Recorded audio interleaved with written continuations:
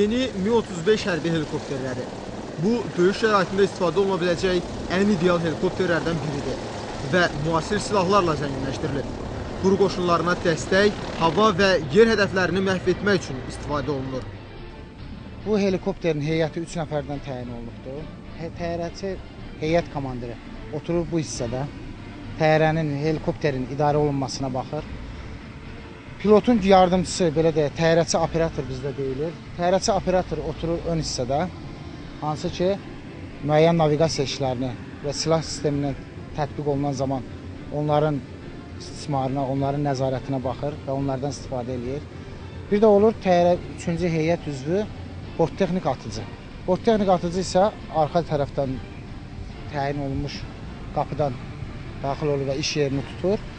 Ümumilikdə helikopter daha gəncdir. Sıralarımızda, ordu sıralarında yeni olduğu üçün, daha müasir texnika olduğu üçün müasir silahlarla təmin olunur. Yeni Mi-35 zərbə helikopterləri müasir naviqasiya sistemi ilə də təchiz olunub. Helikopteri hər şəraitə uyğun asanlıqla idarə etmək mümkündür.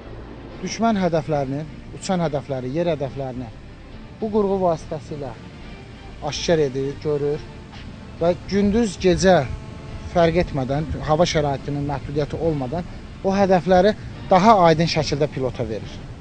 Helikopter düşmən hədəflərini məhv etmə və ideal hücum şəraitinə uyğun yeni silahlarla kompleksləşdirilib.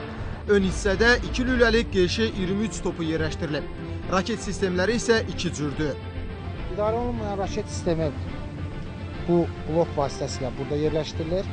Bunlardan idarə olunmayan raketlər istifadə olunur. Burada isə idarə olunan raketlər, döyüş tətbiqinə uçduğumuz zaman idarə olunan raketlər istifadə olunur. Və idarə olunan raketlərin özəlliyi ondan ibarətdir ki, yəni adından məlum olduğu kimi birbaşa idarə olunur. Hədəfi tam tutub və belə deyək, raketimiz boş yerə getmir. Müasir helikopterlərin istifadəsi üçün ixtisaslaşmış pilotların hazırlanmasına da xüsusi diqqət göstərilir. Ali Hərbi Təyyarəçilik Məktəbini bitirən məzunlar burada təlimlərə cəlb olunur. Müdafiə Nazirliyinin döyüş hazırlığı planına uyğun olaraq müvafiq şəkildə tələbələr bax bu cür burada uçuşlar həyata keçirirlər. Pilotların hazırlanması üçün müasir tələblərə cavab verən təlim mərkəzləri yaradılıb. Burada yeni Mi-35 zərbə helikopterlərinin virtual maketi də quraşdırılıb. Gənc pilotlarımız, yeni uçuşa buraxılan pilotlarımız, yəni imtahanı vermiş, yerüstü hazırlıq keçmiş pilotlarımız gördüyünüz Mi-35 vertolyotun trinajör aparatında uçuşlar yerinə yetirilir və ilkin olaraq bunda uçduqdan sonra, məqbullar verdikdən sonra real uçuşa icazə verirlər. Bir sözlə, hərbi hava qüvvələrinin gücünün artırılmasına xüsusi diqqət göstərilir. Gələcəkdə isə daha müasir silahların alınması planlaşdırılır. Vüsal Qaraca, Rəşad Məmmədov, Lider TV.